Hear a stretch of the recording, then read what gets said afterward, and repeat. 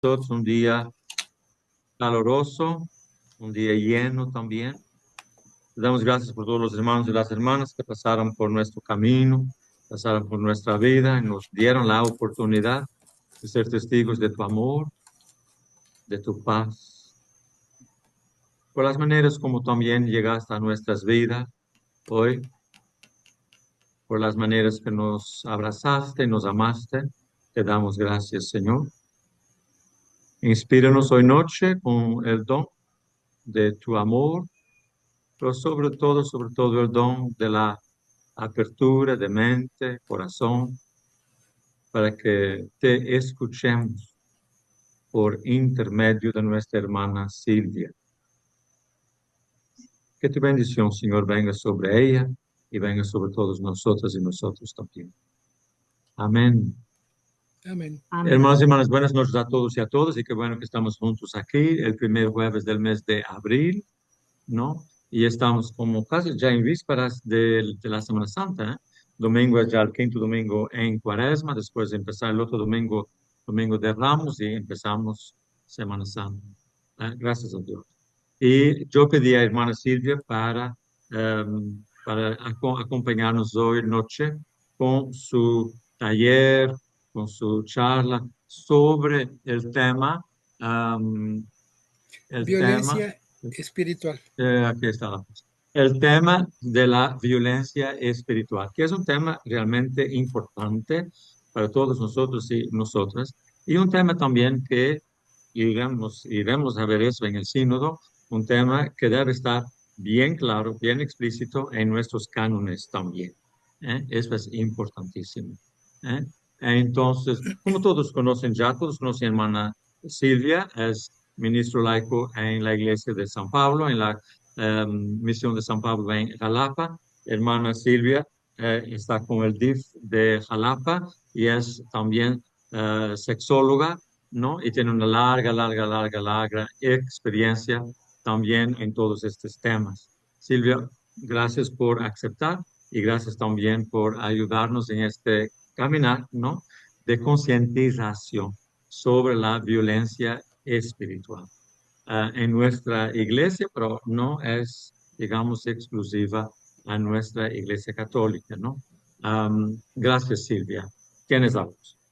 Gracias, Juan. Primero, una disculpa por no podía conectarme, pero bueno, finalmente ya estamos aquí. Voy a compartir pantalla. Vamos a ver.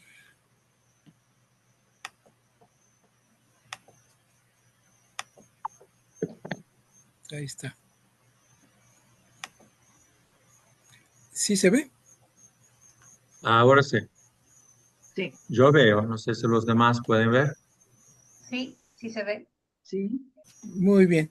Bueno, pues es el tema de la violencia espiritual, como subtítulo, cuando la violencia se ejerce y, entre comillas, en nombre de Dios, que ese es el asunto. Sí está cambiando la diapositiva porque luego ese es el problema. ¿No ha pasado todavía a la siguiente? No ha pasado. No ha pasado. Sí, es que cuando le pongo pantalla completa, eso es lo que me pasa. Entonces voy a tener que salirme y pues aunque tengamos la pantalla no totalmente completa, pero que se vea las diapositivas. Vamos a regresarnos.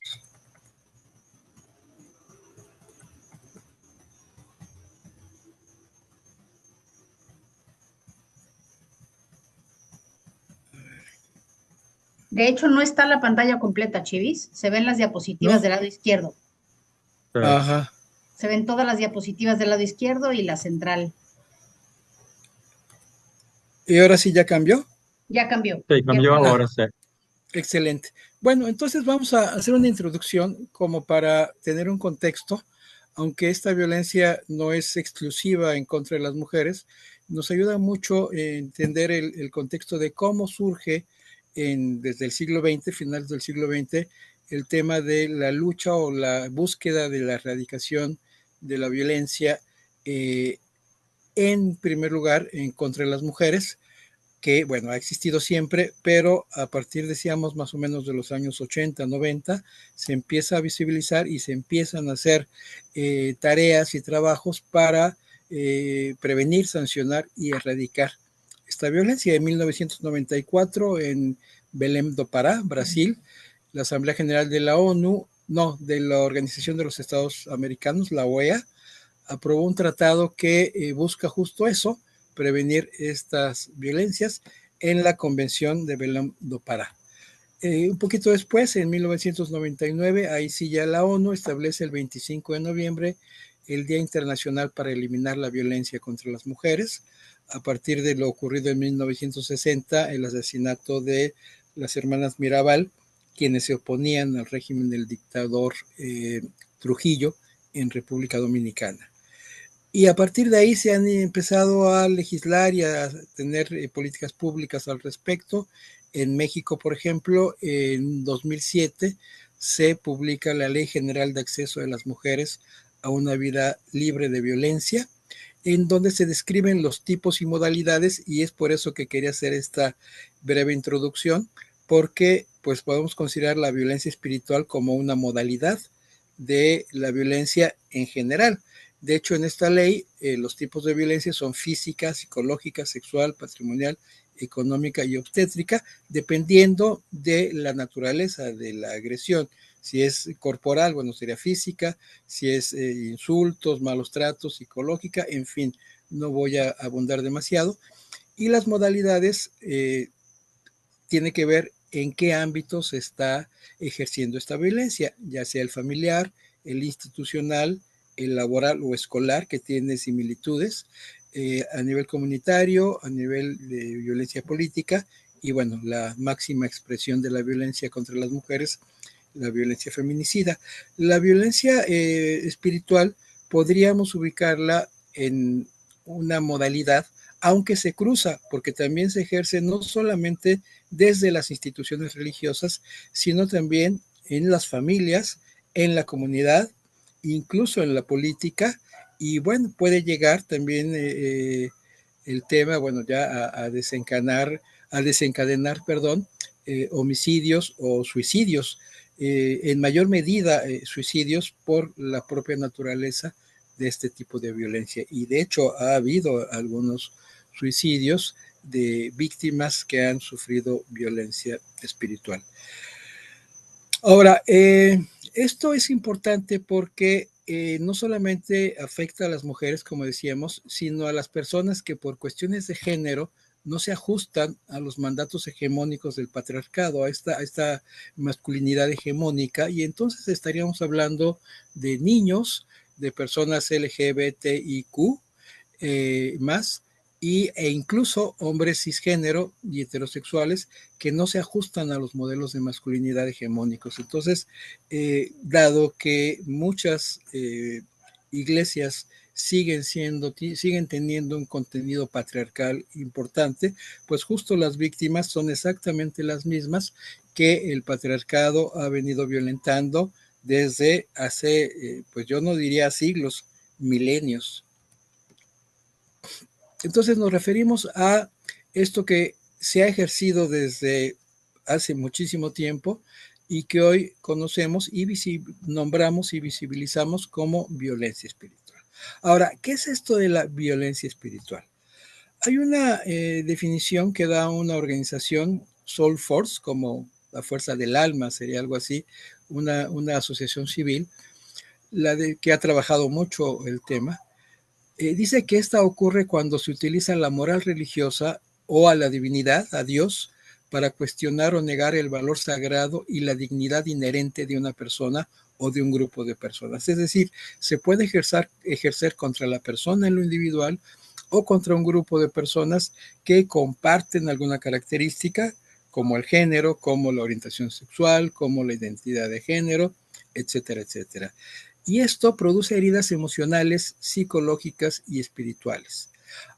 No necesariamente se va a ejercer de forma intencional, a diferencia, por ejemplo, de la violencia de género, que en la gran mayoría, si no es que en todos los casos, es de manera intencional, tratando de provocar daño a la víctima, en muchas ocasiones la violencia espiritual se ejerza, y vamos a usar este término, de buena fe o con buenas intenciones, ¿no? Y ese es uno de los grandes problemas también, porque entonces, es decir, si yo como mujer, llego con mi pareja hombre y esa pareja me golpea, bueno, me queda clarísimo que me está lastimando, me queda clarísimo que quiere hacerme daño. Pero si la violencia espiritual se ejerce por mi bien y con ganas de ayudarme, y además con ganas realmente sentidas de ayudarme, de quitarme lo trans, por ejemplo, quitarme lo lesbiana o lo gay, pues entonces es mucho más difícil combatirla, ¿no? Y puede ser no necesariamente un ministro, un sacerdote, un pastor, sino un amigo, una pareja, un familiar, papá y mamá que me quieren mucho y que por el amor que me tienen, desde una mirada muy poco informada, digamos, terminan lastimándome de una manera importante.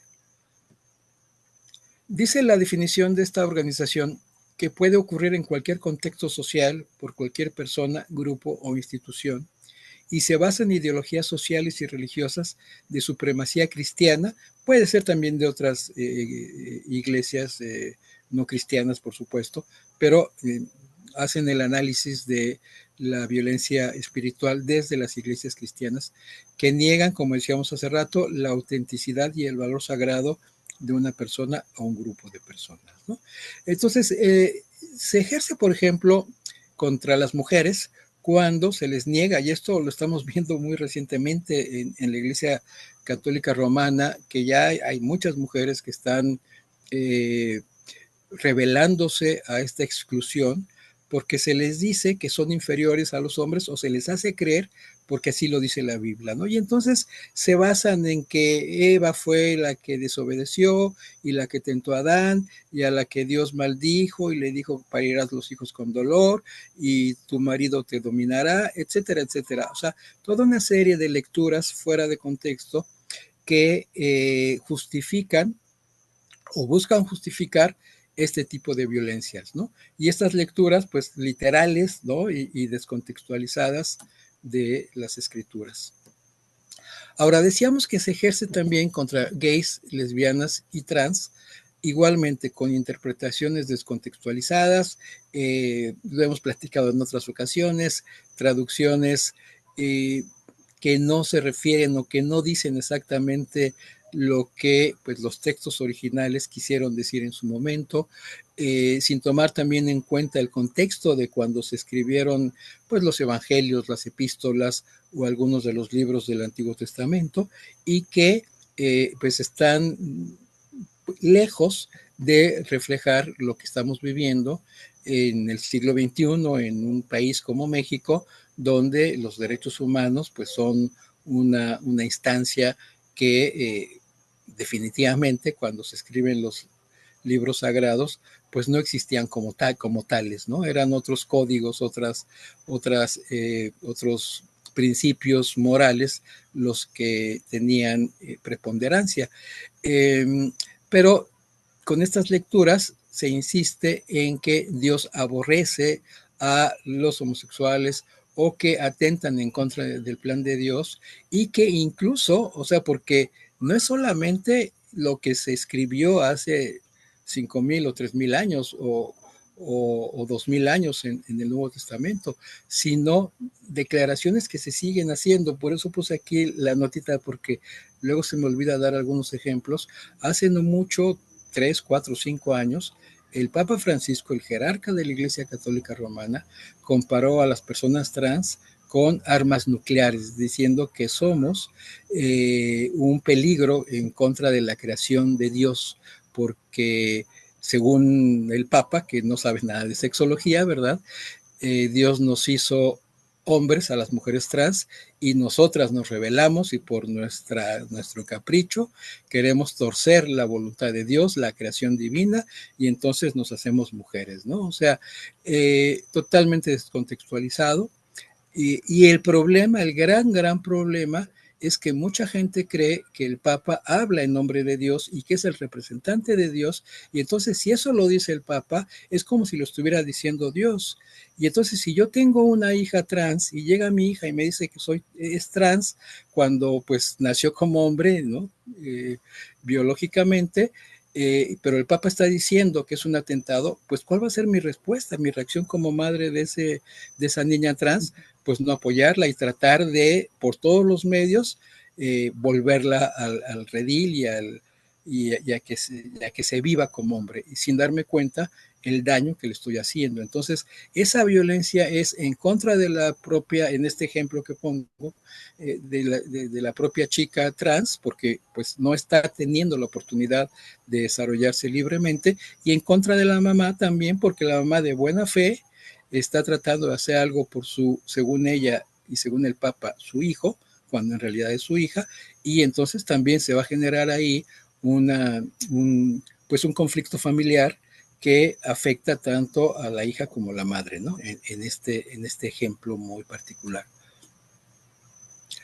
Y una diferencia fundamental es lo que decíamos, ¿no? Pone a Dios o a la palabra de Dios o a los representantes de Dios, que pues para mucha gente viene siendo lo mismo, como la justificación que explica esta violencia. Entonces es muy difícil defenderse. O sea, ¿quién puede oponerse a los designios de Dios, ¿no? Como decía, si en la calle un sujeto me intenta violar o me insulta o lo que sea, o me golpea, bueno, yo me podré defender, pero si es el mismo Dios, pues eso es una diferencia enorme en contra de otro tipo de violencias que podemos vivir a diario. Ahora, ¿a quiénes afecta? Pues decíamos en un principio a la mitad de la población, ¿no? A las mujeres. ¿Por qué? Porque en las tres religiones monoteístas, el judaísmo, el cristianismo y el islam, pues hay un origen patriarcal, ¿no? O sea, Abraham y los grandes patriarcas, y un Dios masculino, un Dios varón, un Dios que se mira desde el género masculino, y entonces las mujeres, pues estamos condicionadas con una participación, sí, pero inferior, de segunda o de tercera categoría, según las diferentes denominaciones eclesiásticas, pero sin poder alcanzar la igualdad con respecto a los hombres, es decir, sin que pueda haber una papisa, sin que pueda haber obispas, ni siquiera presbíteras, ¿no? En la gran mayoría de estas iglesias monoteístas. Y además, ese rol de las mujeres suele ser de subordinación y de sumisión. No tienen voz y voto, pueden tener algo de voz, algo, no totalmente, pero voto jamás, ¿no? Y también existe lo que algunas teólogas feministas han denominado como la masculinización sagrada. Es decir, sí, nos queda clarísimo que la divinidad, al no ser un ente humano, pues no tiene género. El género solamente es para los seres humanos, pero los seres humanos le ponemos género a esa divinidad, y el género que le hemos puesto en estas tres iglesias monoteístas ha sido el género masculino. Y entonces vemos a un Dios masculino, y lo que dicen estas teólogas feministas, eso le da argumentos a muchos hombres a decir, bueno, pues si Dios es hombre y yo soy hombre, entonces yo casi soy Dios y tengo el poder por encima de las mujeres. Entonces eso es muy grave también y va a generar este tipo de violencia. Y decíamos que también afecta a las personas que, sin ser mujeres, no viven esta masculinidad hegemónica, ¿no? Y entonces los convierte en seres cercanos a las mujeres. De hecho, la construcción de la masculinidad, más allá de las cuestiones espirituales, teológicas y demás, socialmente la construcción de la masculinidad en países como México tiene que ver con no ser como mujer. Es decir, yo soy más hombre en tanto me distingo de las mujeres, pero en cuanto me empiezo a parecer a las mujeres, ya sea porque me puede gustar otro hombre, o ya sea porque no soy tan fuerte, o ya sea porque soy muy sensible y me pongo a llorar a la primera provocación, entonces ya no, la sociedad patriarcal ya no me da esa categoría de hombre, al igual que aquellos que sí viven su masculinidad hegemónica, y entonces sigo siendo víctima o posible víctima de sufrir este tipo de violencia, aún siendo un hombre cisgénero y heterosexual, ¿no? Y en todos los casos, pues al final de cuentas, cuando son personas, hombres y mujeres, y personas no binarias también, por supuesto, que tratan de vivir su espiritualidad, que tienen fe, que buscan acercarse a la divinidad, pues son obligadas a ir en contra de su dignidad, so pena de no poder participar en comunidades de fe, ¿no? O sea, yo he conocido a mucha gente que se ha alejado de las iglesias. Bueno, yo misma me alejé. Yo misma me alejé durante un buen tiempo porque pues la Iglesia Católica Romana donde yo crecí, pues no me aceptó, ¿no? No me aceptó como mujer trans, y entonces tenía que o fingir ser muy hombre, como mucho tiempo lo hice, porque pues pensé que es lo que tenía que hacer para, para estar bien con Dios, o tener que pues renunciar a por lo menos a la comunidad de fe, ¿no? Yo seguí viviendo mi espiritualidad de manera individual, pero pues hay gente que pues no puede hacerlo tampoco, o la vive pero a medias. Entonces, eso pues obviamente es un tipo de violencia, ¿no? Y aquí pongo también dos ejemplos porque cuando yo era adolescente o sea, yo además de ser trans, ¿no? Además de no vivir esta masculinidad hegemónica de la que hablaba, pues como prácticamente cualquier adolescente, y lo digo aquí como sexóloga, pues voy a tener erotismo y prácticas de autoerotismo, ¿no? Y entonces si mi iglesia me está diciendo que eso es pecado y que Dios me va a castigar y que la Biblia dice que Onán y no sé qué, y me cuentan todas esas historias, pues no voy a poder vivir mi sexualidad de manera plena, ¿no? Por ejemplo, entonces eso es violencia. O hay una película que se llama Una plegaria por Bobby, que bueno, se la recomiendo muchísimo.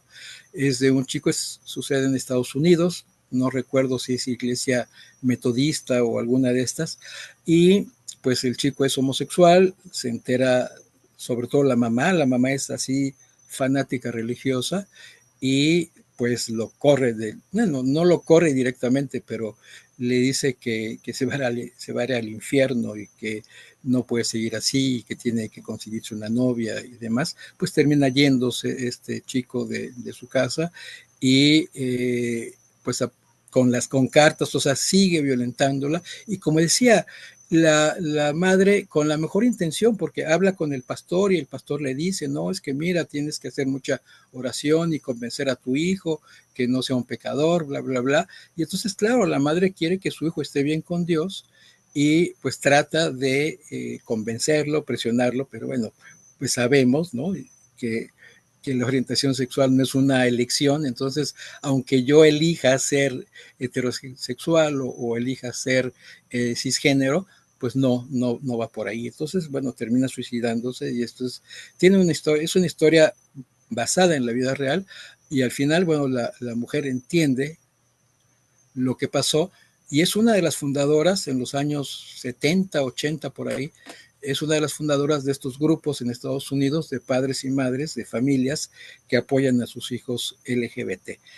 Una película que se la recomiendo muchísimo. Entonces, porque además otro ingrediente es la culpa y la vergüenza. O sea, eh, como si, como si fuera una elección, y yo misma lo viví. Bueno, que soy incapaz de poder vivir como hombre y de poder ser un hombre normal, ¿no? Como mi hermano, como mis primos.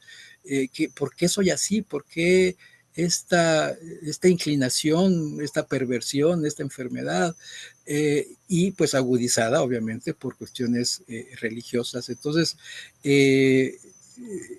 se vive con mucha culpa, se vive con mucha vergüenza, y esto pues genera, como ya sabemos, mucho daño, porque de por sí la violencia en general contra las mujeres, por ejemplo, pues sí, hay muchas víctimas mujeres que se sienten culpables aun cuando no lo son, y a veces, pues justo para eso son muchas terapias, ¿no?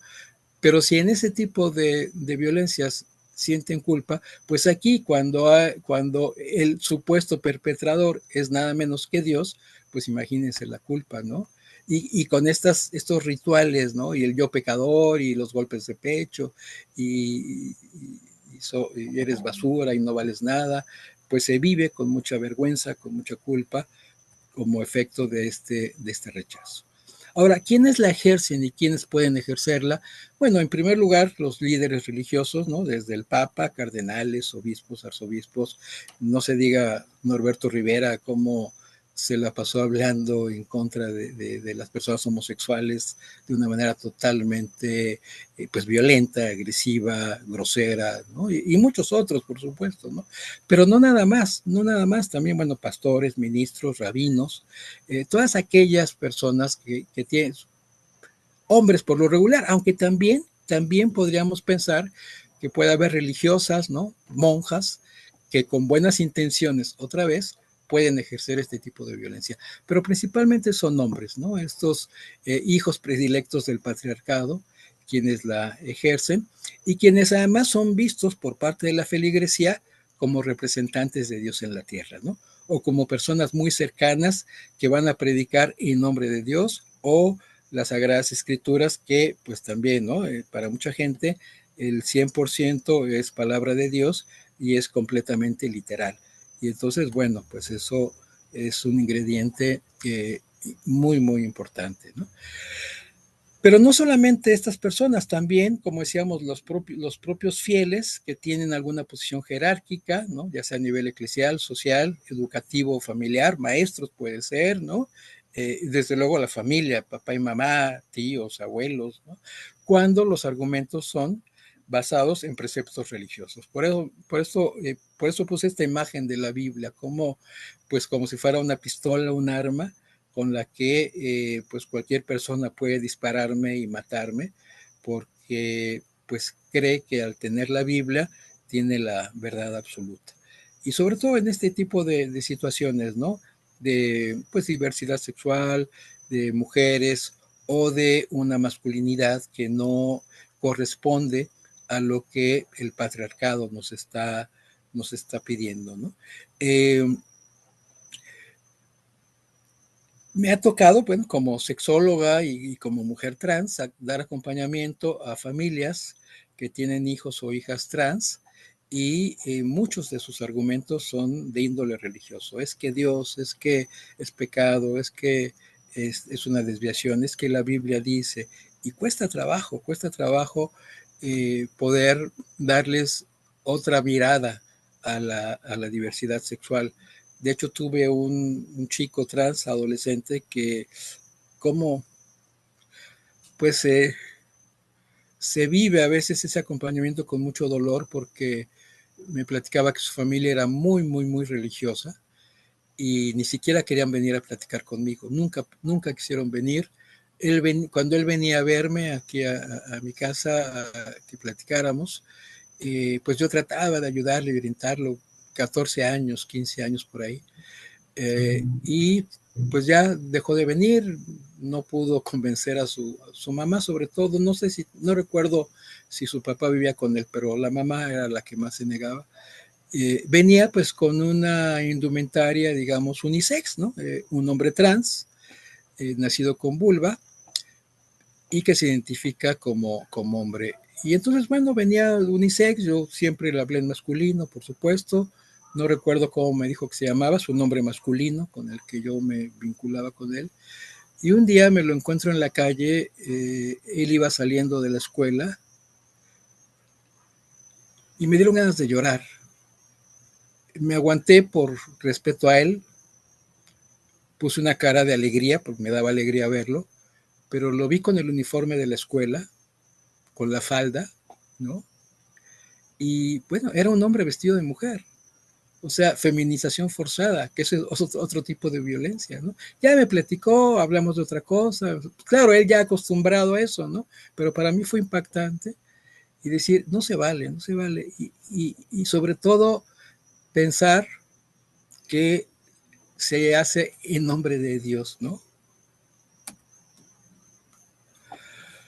Y también el personal de salud, como les digo, quienes ejercen algún cargo de pues liderazgo, ¿no? Y claro, pues ni maestros, ni doctores, ni pues psicólogos, ¿no? Psicólogas incluso, están exentos de, bueno, viven su fe, ¿no? O sea, pueden tener una fe. El problema es cuando ejercen su profesión desde su fe y no desde la ciencia, ¿no? Porque me ha tocado amigas o amigos que me platican de médicos o médicas que las regañan, ¿no? Por ejemplo, mujeres que quieren abortar, pues van con buena, pensando que pues como profesional de salud, ese médico, esa médica, les puede dar alguna orientación, algún medicamento, lo que sea, y en lugar de eso, pues reciben un sermón, ¿no? En el sentido más peyorativo de la palabra, eh, para decir que no, que eso es un asesinato y en fin, todo lo que estos grupos pro vida se la pasan diciendo, ¿no? Y totalmente fuera de su ámbito, ¿no? Me tocó incluso cuando mi hijo estaba en prepa, yo todavía vivía como hombre, eh, acudir a una conferencia que invitó la escuela para los padres y madres de familia, una doctora, pues hablar de sexo. Yo todavía no estudiaba la maestría, entonces, pero bueno, más o menos ya, pues había tomado talleres y cosas así, pues tenía cierta idea. No, una señora totalmente conservadora, que al final, porque además diciendo que la masturbación era mala y era una enfermedad y una desviación, y yo sí al final le dije que, pues que me da mucha pena que siendo doctora, que se escudara en su profesión para hablar de sus convicciones éticas, morales, ¿no? Más bien, morales y religiosas, que pueden ser muy válidas, pero que no ponga la ciencia o la profesión médica como parapeto de hablar de sus valores morales, ¿no? Entonces, y después se me acercaron algunas mamás y estuvieron de acuerdo conmigo, dijo, qué bueno que lo dijiste. Entonces, eso no se vale y eso también es violencia espiritual, porque desde esa manera de vivir la fe, están tratando de influir en el comportamiento de otras personas. Y hay una derivación de la violencia espiritual, bueno, dos en particular, que también han hecho mucho daño y que son el abuso religioso y las terapias de reconversión. ¿Qué es el abuso religioso? Pues también esta misma organización dice que es una forma grave de violencia espiritual ejercida de manera reiterada y con malas intenciones. Aquí sí ya hay una mala intención, aquí sí ya hay dolo en espacios explícitamente religiosos. Consiste en formas de abuso o agresión hacia una persona o grupo dentro de relaciones diseñadas intencionalmente para compartir y o crecer, supuestamente, en la espiritualidad o en otras dimensiones religiosas. Pongo la imagen de Marcial Maciel porque, bueno, ya sabemos quién fue este señor que aprovechó su cargo, su postura como sacerdote y muy cercano al Papa, además, para que tuviera total impunidad para abusar de cientos de criaturas, ¿no? Amparado en esto. Eso, pues, la pederastia clerical sería una forma de abuso religioso, por supuesto, pero no es la única. Dice esta organización, es una forma de abuso de poder que implica en general que se da en relaciones entre una persona u organización con poder otorgado por estructuras religiosas como Marcial Maciel o como este señor Joaquín Nazón García de la Iglesia de la Luz de Cristo. No me acuerdo ahorita cómo se llama su iglesia. Ya está en prisión afortunadamente, pero cuando una persona con este poder que le otorga la estructura eclesiástica, con personas o grupos subordinados que pueden identificarse como seguidores, discípulos, aprendices, fieles, hijos espirituales, ayudantes, etcétera, ¿no? Y entonces puede ser desde el abuso sexual, como en el caso de Maciel y muchos otros pastores y líderes de estas iglesias, o pues la esclavitud, ¿no? La explotación para que hagan una serie de cosas, ¿no? Y aquí también, pues podríamos hablar, por ejemplo, por eso puse la imagen de una religiosa planchando. ¿Cuántos sacerdotes? Y además me tocó vivirlo cuando estaba yo muy metida en mi juventud en grupos religiosos y muy cercano a sacerdotes, pues tenían a una monjita prácticamente como su sirvienta, no prácticamente, como su sirvienta, ¿no? Entonces digo, bueno, se meten al convento para ser la sirvienta del cura y plancharle su camisa y lavarle su ropa y hacerle su comida, ¿no? Es esclavitud, prácticamente servidumbre, ¿no? Esclavitud, como en el caso de Nazón García, o servidumbre, o explotación económica también, ¿no? Los diezmos, ¿cuántas iglesias no se han hecho? Los líderes se han hecho millonarios, ¿no? Pidiéndoles el diezmo y diciendo que si dan un donativo de con tantos miles de pesos, se les va a conceder el milagro para que sane su papá, su hijo, lo que sea. O sea, eso también es abuso religioso y pues una vez más, ¿no? Se hace en nombre de Dios. ¿Cómo voy a negarme a plancharme la ropa, la camisa al curita si pues es el representante de Dios y me lo está pidiendo? ¿Cómo voy a negarme a dar tanto dinero? Pues si con eso voy a irme al cielo, ¿no? El chantaje también, por supuesto. Y las terapias de reconversión, que también se conocen como terapias reparativas o de deshomosexualización, son intervenciones que suelen hacerse muchísimas veces, si no es que en todos los casos, desde organizaciones religiosas para modificar o intentar modificar la orientación sexual o la identidad de género, que de hecho ni siquiera lo hacen. Yo tengo un amigo periodista gay, y se metió a un grupo de estas terapias para hacer un reportaje, se metió, digamos, de infiltrado, ¿no? Claro, teniendo mucho cuidado de que, pues, cuando fuera ya algo como esta imagen, ¿no? De electroshocks y demás, pues, zafarse de alguna manera. Pero me platicaba la cantidad de cosas que hace, ¿no? Como esas, pues, es tortura y que pues está también el ingrediente del chantaje. Y obviamente no cambia la orientación sexual ni la identidad de género. Lo único que hacen es pues prácticamente un lavado de cerebro para que la gente deje de tener prácticas, no para que deje de ser gay, sino para que ya no tenga prácticas sexuales con otros hombres. Es un poco, no sé si vieron la película Naranja Mecánica, de generar estos mecanismos de asociación, violencia, dolor en el caso de Naranja Mecánica era con la violencia, y después cada vez que veía una escena violenta, pues se sentía muy mal. En el caso de los gays, pues con imágenes de hombres homosexuales besándose, acariciándose, teniendo coito, etcétera. Y entonces eso se acompaña de electroshocks o de algunos otros estímulos que provocan dolor, pues genera un mecanismo de reacción que después cada vez que piensa o que tiene la oportunidad de tener un encuentro con otro hombre, pues siente, revive esa sensación y ya no la quiere hacer. Entonces, lo único que logran esas terapias es desexualizar a la persona, ¿no? Quitarle sus deseos sexuales o frenárselos. No soy psicóloga, ¿no? Para poderlo explicar de mejor manera, pero va por ahí. O sea, es totalmente, es como, digamos, una castración psicológica, por ponerlo de alguna manera. Y obviamente, pues las principales víctimas suelen ser adolescentes o personas jóvenes. Y muchas veces llevadas por la propia familia, que eso es también gravísimo, ¿no?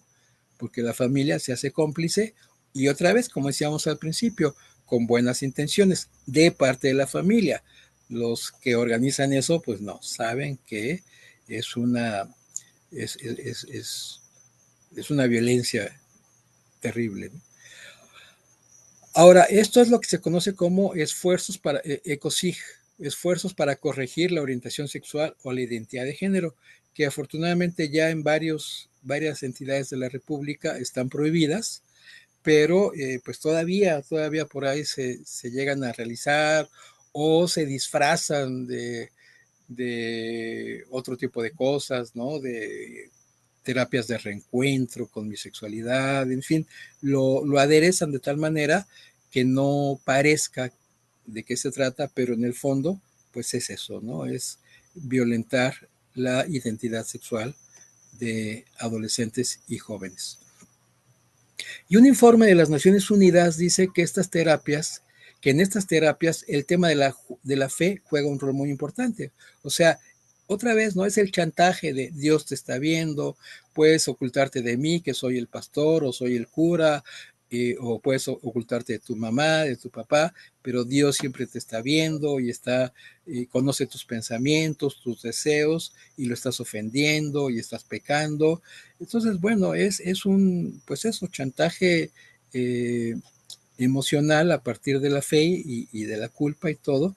Y dice que este informe de la ONU, que son intervenciones que actúan bajo la premisa de que hay algo inherente malo en esas orientaciones sexuales e identidades de género, ¿no? Y además, pues se someten al control de un asesor espiritual, que es el que va a estar constantemente revisando su condición, ¿no? Cómo va con eso, porque estas terapias pueden ser o un retiro de 3 días, 4 días, una semana, o con sesiones semanales, en fin, tienen diferentes modalidades, pero al final el resultado es el mismo, ¿no? La manipulación y el lavado de cerebro, como se ve en la imagen, ¿no? Incluye insultos contra homosexuales, palizas, grilletes, privación de alimentos, y a veces también, dice el informe de la ONU, lo combinan con prácticas de exorcismo, ¿no? Y como decíamos, no pocas veces son las mismas familias quienes llevan a estas y estos adolescentes a estas supuestas terapias. Entonces, cuando esta violencia se ejerce,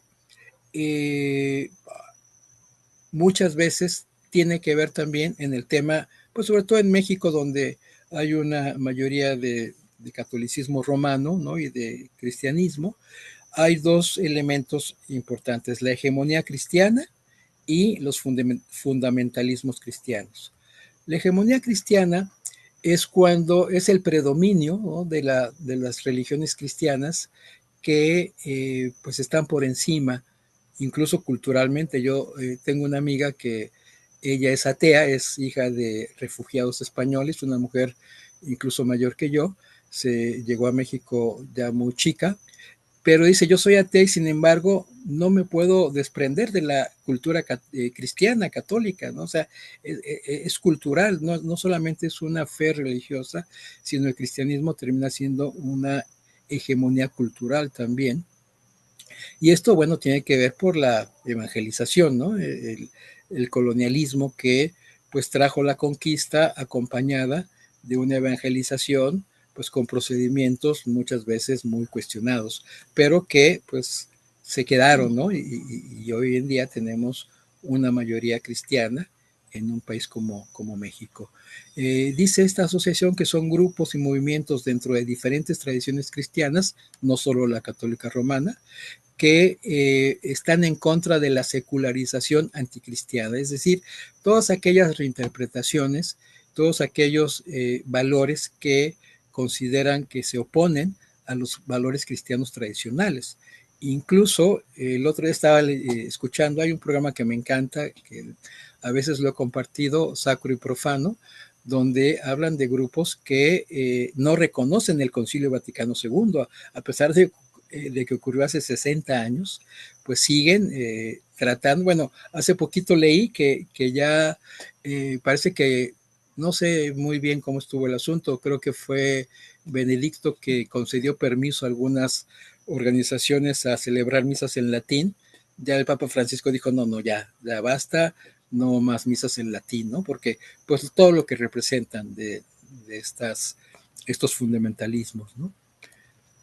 Y entonces persiguen estas expresiones liberales y se opone, ¿no? Al propio Papa Francisco, a quien yo he cuestionado mucho y que me parece, desde mi muy particular punto de vista, que tiene un doble discurso, pues aún con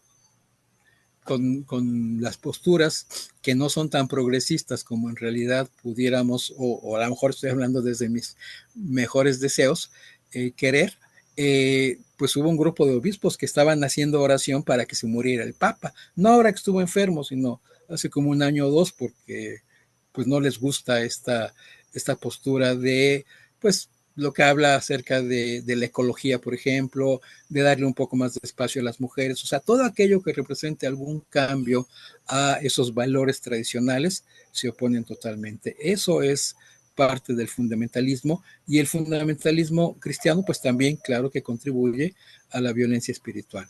Ya se me fue el tiempo y bueno, no me va a dar para profundizar en el violentómetro espiritual, pero lo voy a compartir. La misma organización publicó este violentómetro, que así como el violentómetro que mide o que da una idea de lo que es la violencia de género contra las mujeres, esto mide la violencia espiritual, ¿no? Que podemos pues vivir, ¿no? O cometer sin quererlo, sin darnos cuenta, ¿no? Entonces los voy a compartir después en WhatsApp, pero es un violentómetro que dice: un grupo espiritual o religioso es violento cuando te enseñan que Dios es hombre, las mujeres son más débiles, hay que obedecer incluso en contra de tu voluntad, los derechos humanos son condicionados, etcétera, etcétera. Luego en otro momento dice que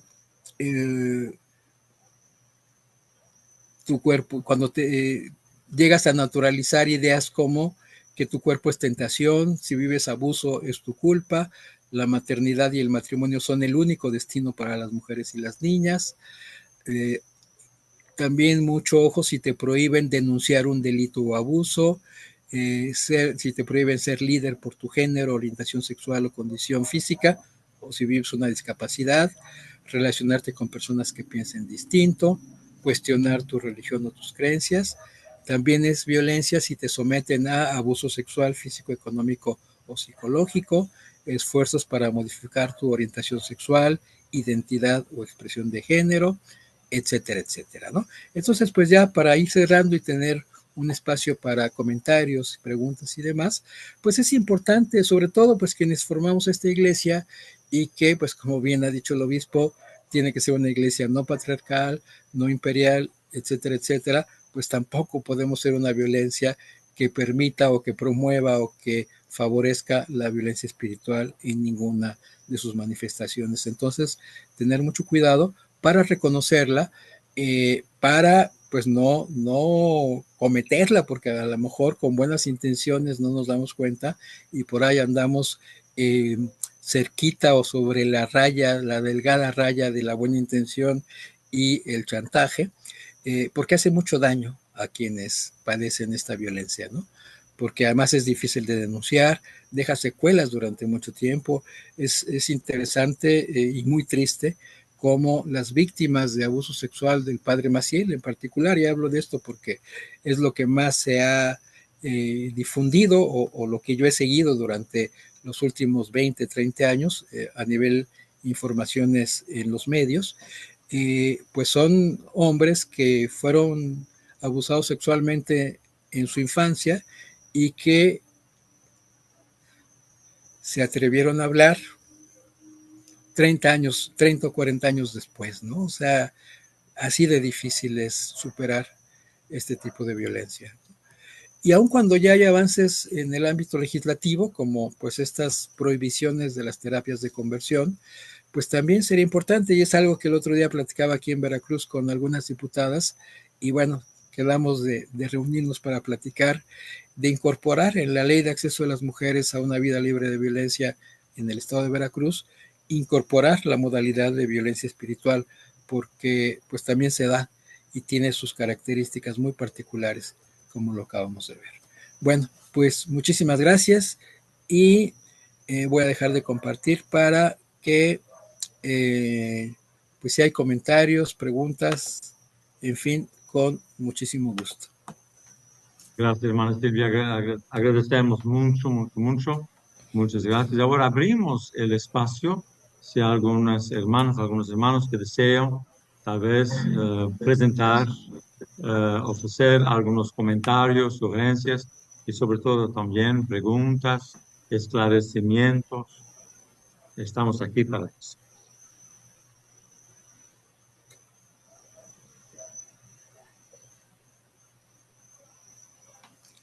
Sí, a lo mejor lo que no dije en la conclusión, pero lo digo ahora, es que, pues sí, por supuesto, cuidar de no cometerla, pero también tenerla muy presente porque seguramente a nuestras iglesias, a nuestras comunidades de la iglesia episcopal, va a llegar gente que ha vivido violencia, que vivió violencia espiritual en otras comunidades de fe y necesitamos tener las herramientas para poderle brindar la ayuda necesaria. Hermana Silvia, una de las cosas que me preocupa mucho, ¿no? Es la normalización de la violencia espiritual, porque en gran parte em, la, la conquista, la conquista fue basada también, no exclusivamente, pero también en la violencia espiritual contra los pueblos originarios, ¿no? Y todo el argumento que uno solo se salva creyendo en Cristo y a la manera romana, lógicamente, es la única. Y el segundo, que fuera de la iglesia no hay salvación, que eran realmente, que era y son dogmas, dogmas de la fe. Hoy, lógicamente, ya vemos todo eso con otros ojos y ya lo explicamos de otra manera. Pero en otros tiempos, 200 años atrás o mismo menos, ¿no? Eran dogmas de la fe, que realmente los otros, los paganos, los salvajes y todo más, realmente no son personas que jamás serán salvadas y jamás van a ver a Dios, condenadas al infierno y todo más. Y que realmente el miedo es el arma principal que se usa cuando estamos haciendo eso, ¿no? Propagando, imponiendo la violencia espiritual. Um, la otra cosa es que me impresiona mucho, pero que es verdad, es que eso no solo se ve en las iglesias con el clero y el clero conservador, tradicional y todo más, pero en nuestras familias también, en nuestras familias, en nuestras casas, con nuestras mamás, con nuestros abuelos o nuestras abuelas, ¿no? Y como usted habló, y yo totalmente de acuerdo, con el argumento que es para el bien de la persona, para la salvación del alma de la persona y todo más, ¿no? Y es algo que nos preocupa mucho. Y ahora vemos eso también, sobre todo en las iglesias evangélicas, cristianas y todo más, sobre todo para con las mujeres, la iglesia mormona, los testigos de Jehová y otras iglesias también, ¿no? Y va desde los espacios que la persona puede ocupar y no ocupar, hasta la ropa que debe vestir y no vestir y todo más, ¿no? Eso es muy serio, eso es muy serio. Y por último, algo que también me preocupa, y tú has hablado de eso un poquito, es como la persona no tiene para dónde ir. Voy a reclamar con quién, a dónde voy para hablar de eso. Porque en gran parte también es algo tan difuso y tan normalizado que es difícil de tomar en serio, ¿entiende usted? Um, y yo veo eso con algunas personas en San Lucas, que vienen de la iglesia romana también. ¿Eh? Y no solo se nota en un tipo de ansiedad, porque hay personas, eso genera mucha ansiedad, mucho miedo, ansiedad, inseguridad en las personas, inferioridad y todo más, ¿no? Miedo y todo más.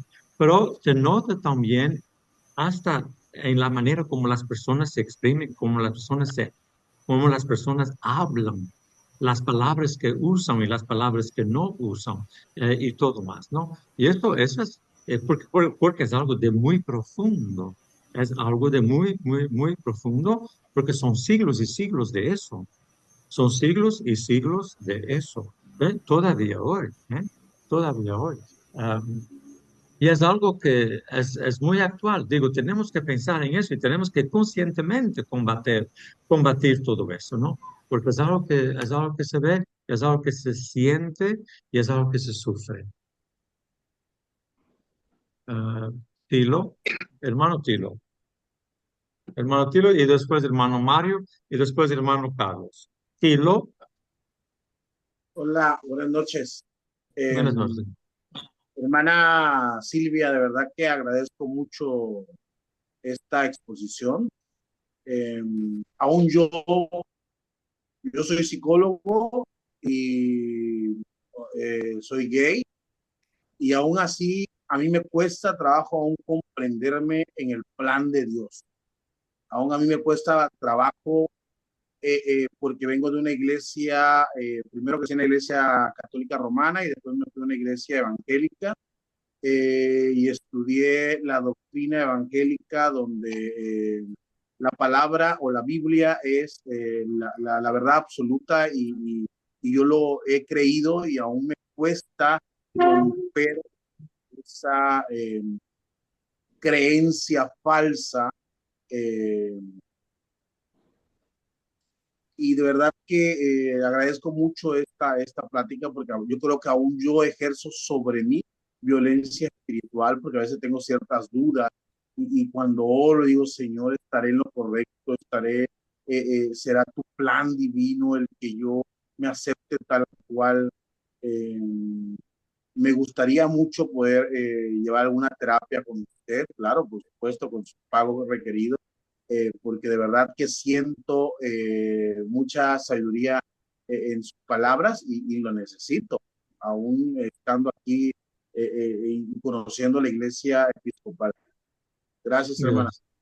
Gracias, hermano Tilo. Gracias, Tilo. Ahora, hermano Mario, hermano Carlos, y después damos una oportunidad a la hermana Silvia para contestar y o comentar. Hermano Mario, Buenas noches a todas y todos. Silvia, muchas gracias. He tenido la oportunidad de escucharte ya diversas ocasiones y siempre es motivo de aprendizaje, escucharte y reflexión, y que me haces cuestionar cosas como esto que primero me invitas, bueno, me invito a escucharte, a reflexionar mi propio discurso, a reflexionar mi propia práctica y a reflexionar mi percepción, no solamente cognitiva, sino de cómo yo ejerzo este tipo de violencia, como decía Tilo, la violencia introyectada y la violencia hacia las mujeres, ¿no? El hecho de ser gay no significa que estamos exentos precisamente de ser replicadores, soy exento de ser replicador de esto. Por otra parte, me invita a pensar en la situación de las violencias. Estamos hablando particularmente una, que es la violencia espiritual, pero las violencias. Y cuando he pensado, hablo en primera persona para hacerme responsable de lo que digo. Cuando hablamos de las mujeres, pareciera que son una, pero son muchas mujeres. Yo me imagino una mujer trans o una mujer niña, adulta mayor, indígena, pobre, no respondiendo a los estereotipos de belleza. Entonces, estos tipos de violencia avasallan a este tipo de mujeres, y me hace solamente la pregunta, ni siquiera podría empatizar porque no, es fuerte esto, ¿no? ¿Cómo viven este tipo de violencia en diversos lugares? Mujeres, niñas, pobres con discapacidad. Pareciera exagerado, pero a mí me toca mucho estar en contacto con eso. Entonces, pues me haces pensar sobre esto, y te lo agradezco. Gracias. gracias, hermano Mario. Hermano Carlos, Gracias, obispo. Felicitarte, Silvia. De verdad que fue un enorme gusto escuchar todo lo que dices. De una u otra forma lo damos por hecho, pero no en la forma estructurada en la que presentaste. Me trajo a la memoria muchos episodios de mi vida en la que yo fui violentador, toda vez que era homofóbico, ¿no? Creo que todos los gays de closet en algún momento somos homofóbicos y usamos también el nombre de Dios para joder la vida a la gente. Eh, yo fui de esos y bueno, afortunadamente salí de ello. Y quisiera hacer una aportación desde el punto de vista médico que mencionabas, que desde el sector salud los colegas y las colegas también justifican las violencias bajo la sombrilla de la ciencia. La realidad es que la gente de la salud que todavía utilice argumentos pseudocientíficos para justificar únicamente géneros binarios a través de la ciencia está totalmente equivocado, absolutamente equivocado. La genética es la rama de la medicina que más ha avanzado en explicar que no existen hombres y mujeres, más bien existen una gran variedad en la especie humana de permutaciones y combinaciones de cromosomales, desde el punto de vista cromosómicos, en los que hay XX, XY y XX al mismo tiempo en muchísimos miembros de la especie, y esto supera cerca del 40%. Es falso creer que solamente existen hombres y mujeres cromosómicos, si este fuera el fundamento médico. Claro, desde el punto de vista social, pues la construcción del género y demás, ¿no? Y también mencionar que, bueno, en mi caso, que me dedico a la formación de recursos humanos, se abre una ventana muy importante para que en las escuelas de medicina, al menos del país, que es donde tenemos, de este país donde puedo tener influencia a través de la ANFEM, es que ya no se estudie solamente anatomía de hombres y de mujeres, también se puede estudiar anatomía y fisiología de las personas trans, porque si bien en los servicios sanitarios no hay todavía ni la aceptación ni la comprensión, y mucho menos una atención integralizada que pueda ver a la persona como es y ser tratada como es y con la dignidad que amerita, ¿no? Y bueno, a mí me da, todos los días me sorprendo de algo nuevo de esta iglesia episcopal en la que me siento en mi casa, porque pues, la verdad es que jamás me imaginé que esto pudiera ser un tema de discusión en un ambiente con los lentes de la fe, ¿no? Y ayuda a desvanecer todavía más viejos preceptos estúpidos, porque no tienen otra explicación, de querer utilizar o de querer sí, utilizar la palabra de Dios para que al final solo seamos controladores de las vidas de los demás, ¿no? Así que muchas gracias, Silvia, y felicidades nuevamente a la iglesia por ayudarnos a comprender mejor esto. Muy bien, gracias, hermano Carlos. Eh, son las 9:14. Hermano Brian, y después, hermana Silvia, pido que des un poco de conclusión a nuestro encuentro de hoy noche. Gracias. Hermano Brian, por último. Sí, señor Luis, muchas gracias y es muy, muy breve. Primero, pues, Chivi, ya sabes que me encanta escucharte y leerte y te mando escribiendo para decirte que escribas sobre algunas cosas. Esto, como siempre, estuvo muy, muy interesante. Me gustaría que obviamente se ahondara muchísimo más. Ahí, pues, yo creo que por los problemas técnicos. Y dos, el hermano Tilo, hace unos meses me contactó alguien en la página de la misión, donde me mencionaba que él era evangélico y que sufría pues acoso por parte del pastor, que lo hacían menos, no lo dejaban, por ejemplo, subirse al altar a predicar, aunque él ya es un hombre gay de casi 70 años.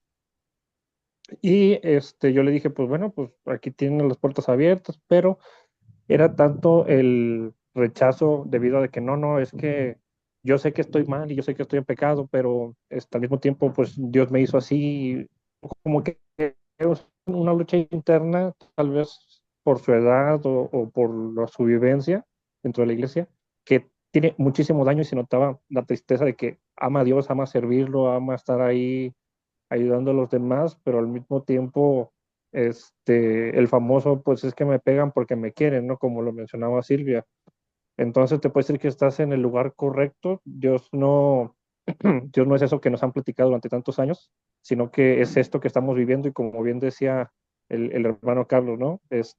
Nunca pensamos que iba a haber una oportunidad de charlar de diferentes temas, no solamente ¿no? Diferentes temas tan controversiales dentro del ámbito de la iglesia y es por eso que damos gracias a Dios por nuestra iglesia episcopal en México. Muchas gracias.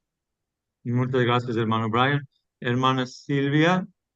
Sí, bueno, pues agradezco Tilo, Mario, Carlos, Brian y a todas las personas que me escucharon.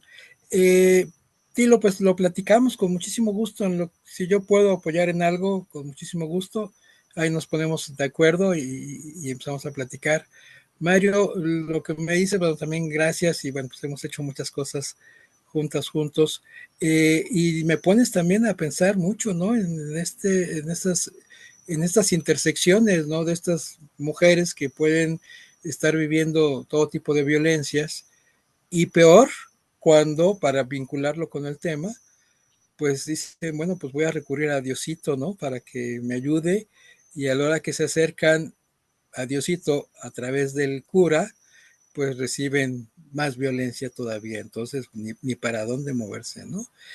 Carlos, interesantísimo también, ojalá, a lo mejor sería muy interesante que esto de lo que hablas de la genética y demás, nos dieras una charla, porque sí, es muy importante. Yo he trabajado también en el tema de la sexología con asunto de criaturas intersexuales y es increíble como todavía, a pesar de que hay un protocolo de la Secretaría de Salud y hay lineamientos de la ONU, sigue habiendo cirugías para definir, lo pongo entre comillas, el sexo, como si, pues lo que tú decías, ¿no? Como si nada más hubiera dos, y si está a la mitad, pues quítale, ponle, jálale para que se defina, ¿no? Y sin entender que, pues, puede haber personas intersexuales perfectamente saludables y ya en su momento estas criaturas identificarán su género y en una de esas, si su género es no binario, pues también, ¿no? O sea, la diversidad sexual es amplísima, ¿no?